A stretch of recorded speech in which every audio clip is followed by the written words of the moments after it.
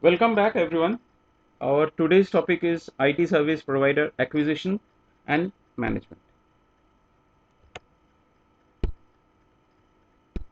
So, we will go through IT functions, outsourcing practices and strategies, outsourcing and third party audit reports, cloud governance, governance in outsourcing, capacity and growth planning, third party service delivery management, monitoring and review of third party services, managing changes to third party services.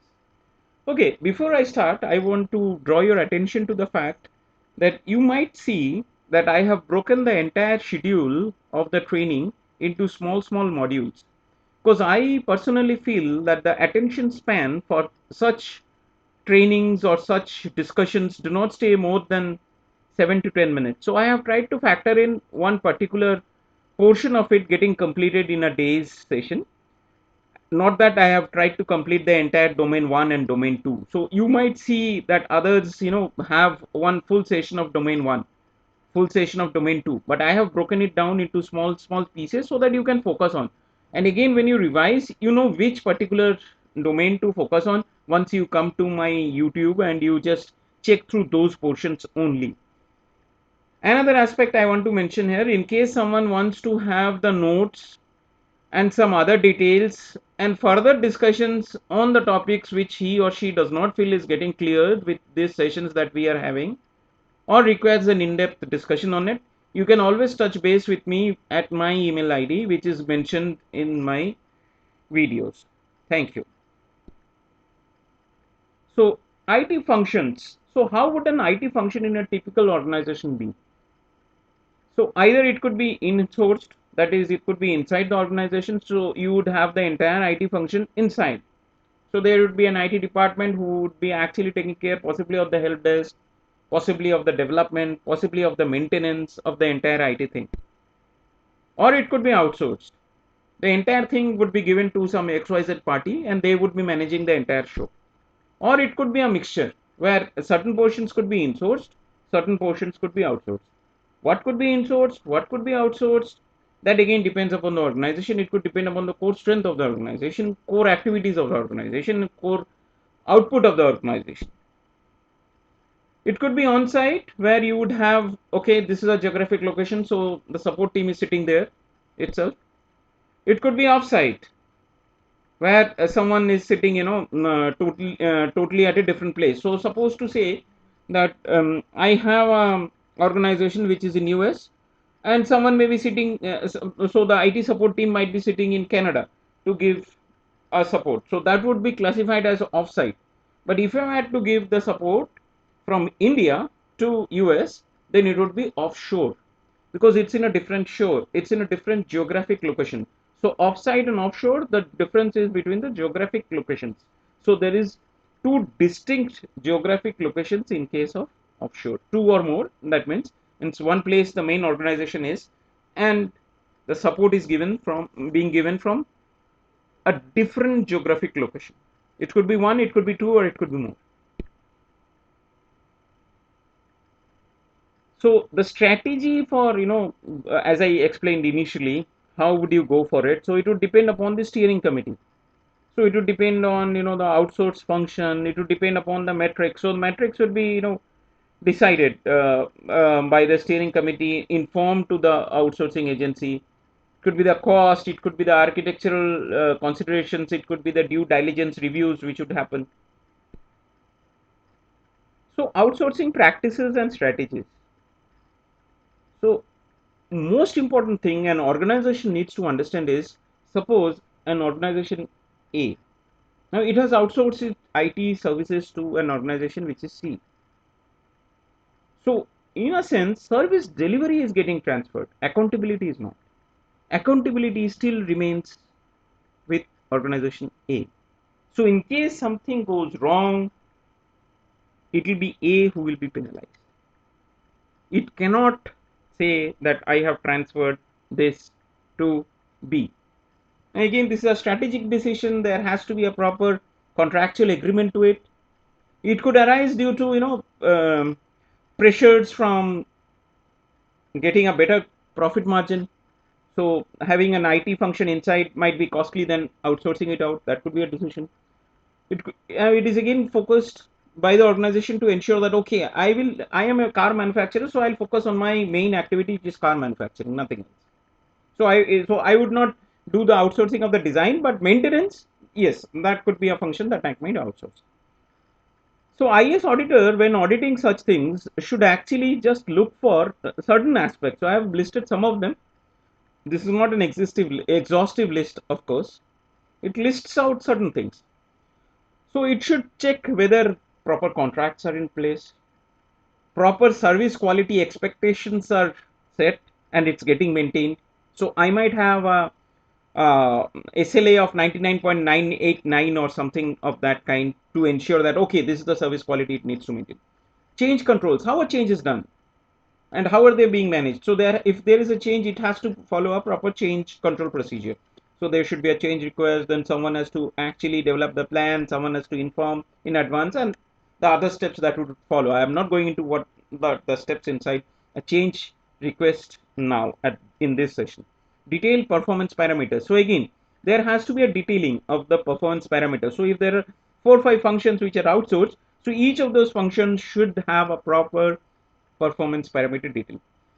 People, the outsourced organization, say B in our case, would actually need to sign an NDA.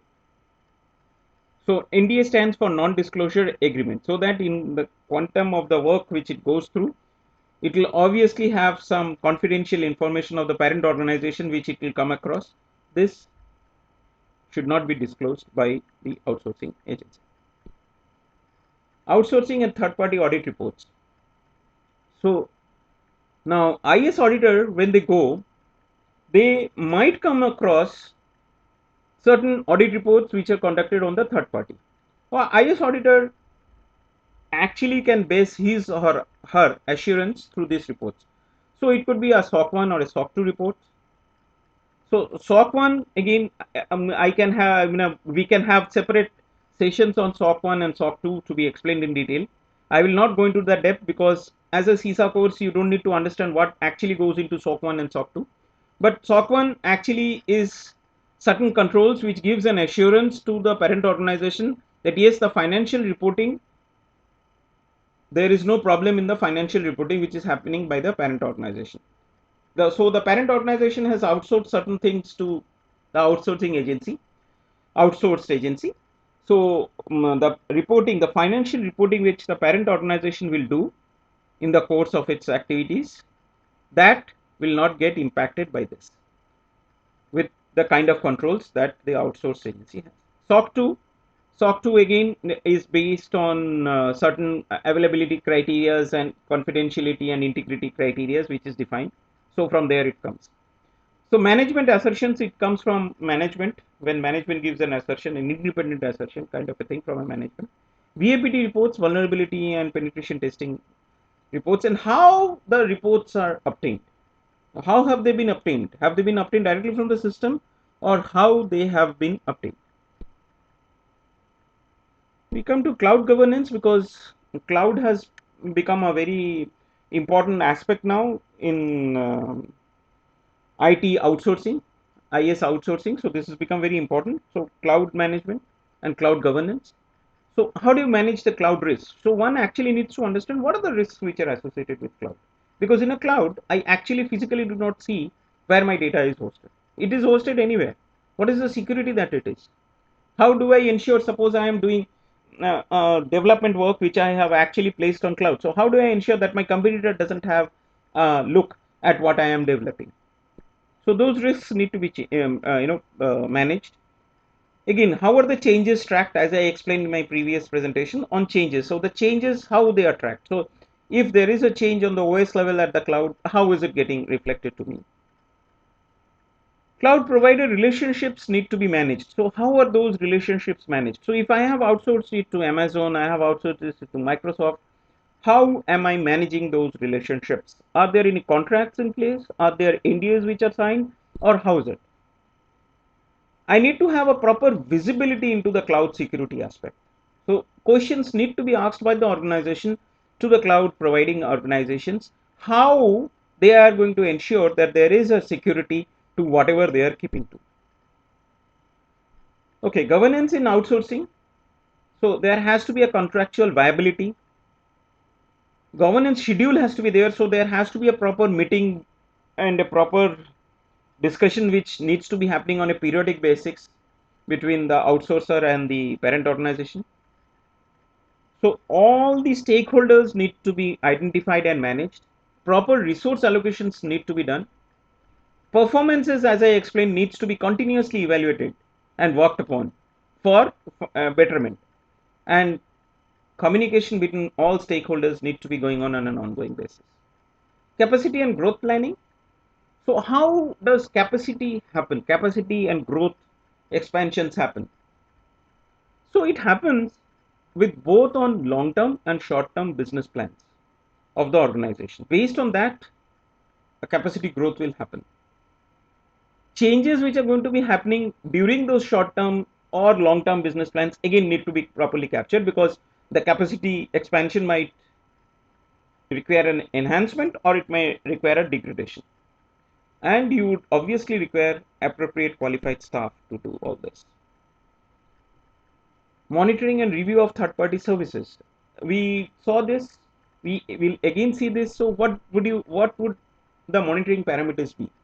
It would be the service levels, service reports which might come in from the third parties. So this portion I would actually emphasize that as a Cisa candidate, you should actually be very clear of what things need to be monitored and reviewed. So one aspect is monitoring of the service performance levels. So there are performance levels which are defined. How they will. Service reports which are produced by third parties. So there could be a third party audit which would happen and they would produce these reports. Information security incidents that might be happening at the outsourcer's place. That should be there coming in. Third party audit trails should actually be reviewed, and any identified problems should be reviewed and managed properly. So in case there are changes, or how do you manage changes to third party services? So changes could happen due to more or less due to three reasons. It could be organizational changes, it could be changes due to physical locations, or it could be due to changes due to vendors or subcontractors. So SLAs will set the baseline. Service level agreement will set the baseline for which the function needs to be performed properly. So SLAs could say that, okay, there needs to be a reduction in the system numbers of calls. So suppose there's a help desk. So such one of the parameters of monitoring could be reduction in the number of calls. Improvement to system quality. This could be another parameter which could be. So these are not exclusive, these are just some ideas about it. Okay, with this we come to the end of our session of today. Thank you. Thanks a lot.